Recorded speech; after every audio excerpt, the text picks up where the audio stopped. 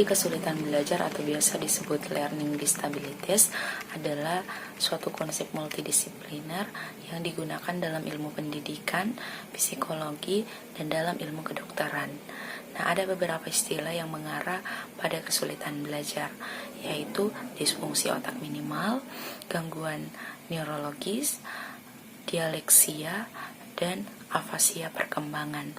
Nah, pada tahun 1963, dari nama-nama tersebut disatukan menjadi kesulitan belajar. Nah, jadi definisi kesulitan belajar itu adalah suatu gangguan dalam satu atau lebih proses psikologis yang mencangkup pemahaman dan penggunaan bahasa, ujaran, dan tulisan.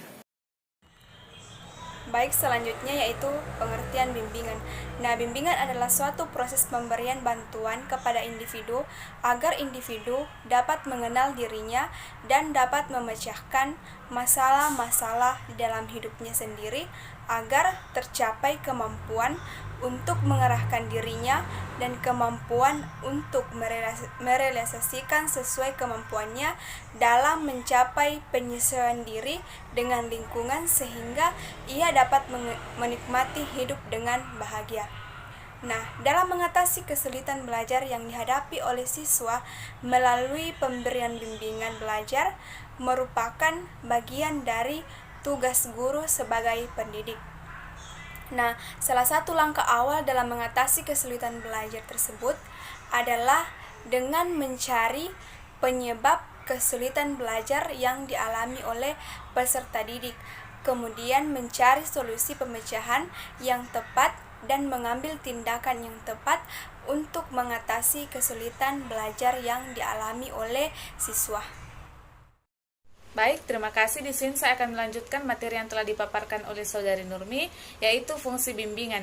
Adapun fungsi bimbingan yaitu yang pertama, membantu individu atau siswa untuk memperoleh gambaran yang objektif dan jelas tentang potensi, watak, minat, sikap, dan kebiasaannya agar ia dapat menghindarkan diri dari hal-hal yang tidak diinginkan.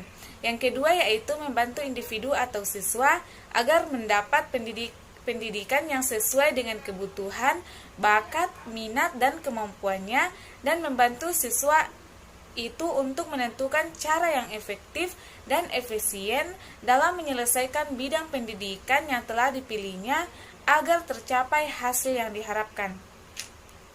Yang ketiga yaitu membantu individu atau siswa untuk memperoleh gambaran yang jelas tentang kemungkinan-kemungkinan dan kecenderungan-kecenderungan dalam lapangan pekerjaan agar ia melakukan pilihan yang tepat di antara lapangan pekerjaan tersebut. Selanjutnya yaitu jenis-jenis belajar bahasa dan upaya untuk mengatasi kesulitan belajar bahasa. Jenis-jenis kesulitan belajar bahasa Indonesia yang pertama itu lambat dalam membaca di mana siswa masih mengeja huruf. Yang kedua yaitu kesulitan dalam menulis seperti menulis ejaan, tanda baca, suku kata, penggunaan kalimat, dan huruf kapital. Mungkin itu saja yang dapat saya paparkan, saya kembalikan. Baik, selanjutnya yaitu upaya yang dapat dilakukan dalam mengatasi kesulitan bahasa yang dialami oleh anak. Nah, yang pertama bagi anak yang kesulitan dalam membaca, maka upaya yang dapat dilakukan yaitu dengan memberikan bimbingan dan arahan khusus kepada siswa, serta memberikan arahan kepada orang tua siswa untuk membantu anaknya belajar saat di rumah. Kemudian, bagi anak yang kesulitan dalam menulis, maka guru dapat memberikan bimbingan dan latihan menulis saat jam istirahat. Kemudian, guru juga bisa memberikan motivasi serta membangkitkan semangat siswa untuk belajar menulis.